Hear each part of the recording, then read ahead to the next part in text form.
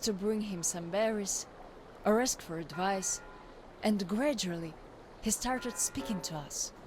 Still, he was like a different man, so distant.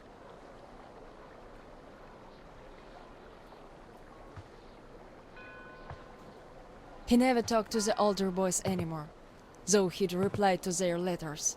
And to the rest of us who'd keep visiting him, he would always say we had to become their conscience, keep them from becoming monsters. But how do you do that? And they didn't stop at that either. Started calling themselves pirates, made the floated lumber mill in the swamp their private HQ. Then they started hanging bandits from the posts, calling them musts. One day they took about 10 bandits alive and used them to test all the boys. Made them kill the bastards. None of ours could do it. And they all got called cowards for that, and then got ostracized. That's how the pioneers came to be.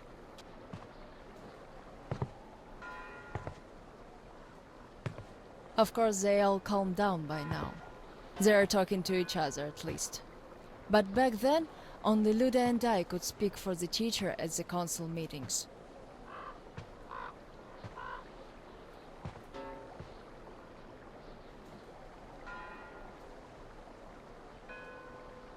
In the end, Luda and a few boys just couldn't take it anymore and left. I wonder if they found a better place to live. I still keep checking the radio hoping to hear from them.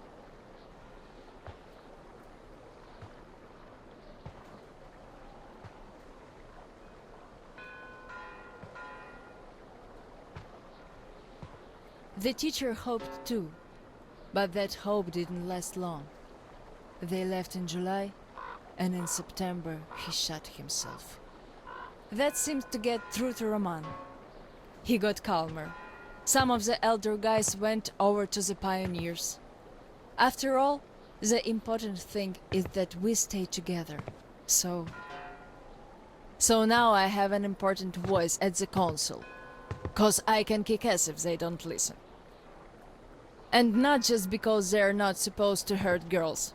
A fair fight is a fair fight. Thing is, the only one I lost to in a fair fight was Roman. And even then, I gave him a blue eye he had to wear for a week. That earned his respect. The one I had the most trouble with was the Admiral. He was Roman's right-hand man. Wouldn't leave the lumber mill no matter what. Kept saying we must defend it, if we don't want the mutants to eat the whole valley. But the radiation levels kept climbing there. Roman checked it with the counter himself.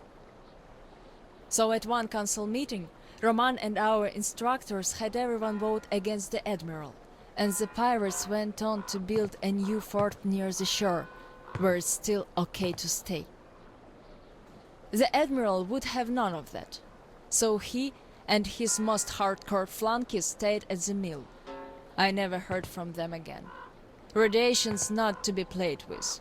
The teacher didn't warn us all for nothing. So now, without the Admiral, there is nobody who'd dare give me any trouble in the council. I'll put a leash on them tonight, all right. Don't you worry. I just need some time to gather my thoughts. I don't like politics, really. You could listen to the teacher's diary if you like. He kept recording it, as if he knew. Yes, I must have heard it 100 times already, and still, we let him down. We really did.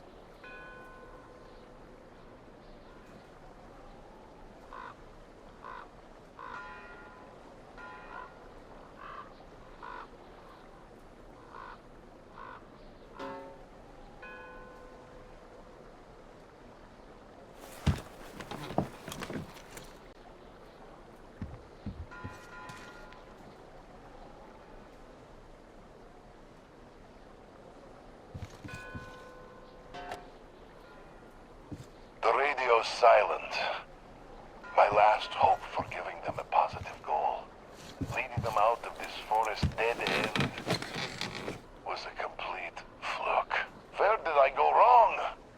How could these great, talented, active, brave, honest friendly children who would actively seek justice turn into monsters. Sure, I'm no Pestalozzi, but I did all I could. And even more, I gave them all my soul, my life. And what did that result in? A society of shut-ins who only respect strength and are no less cruel than the bandits they fight. Yes, some of them kept their purity, shrugged off the bad influence, and ended up leaving. I gave them all the fuel I had. But how few they were. Most changed. Could it be that in this world that routinely changes even the harmless animals into nightmarish freaks, mankind simply has no future? What is there to hope for? What's the point of even going through the motions anymore? Well, at tonight's council session, I'm going to remind them all what the teacher thought in the end. I'll give them a piece of my mind. Did the teacher save us all so that we could just attack people? Defending ourselves is one thing, but attacking, they can't deny that, and we'll have to stand down. Those pirates. Oh, boys.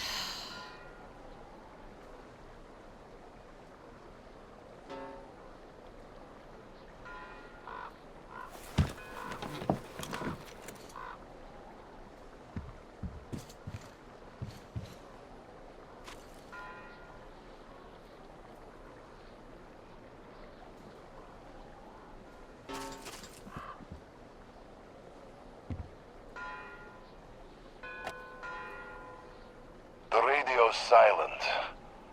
My last hope for giving them a positive goal, leading them out of this forest dead end, was a complete fluke. Where did I go wrong? How could these great, talented, active, brave, honest, friendly children who would actively seek justice turn into monsters? Sure, I'm no Pestalozzi, but I did all I could. And even more, I gave them all my soul, my life. And what did that result in? A society of shut-ins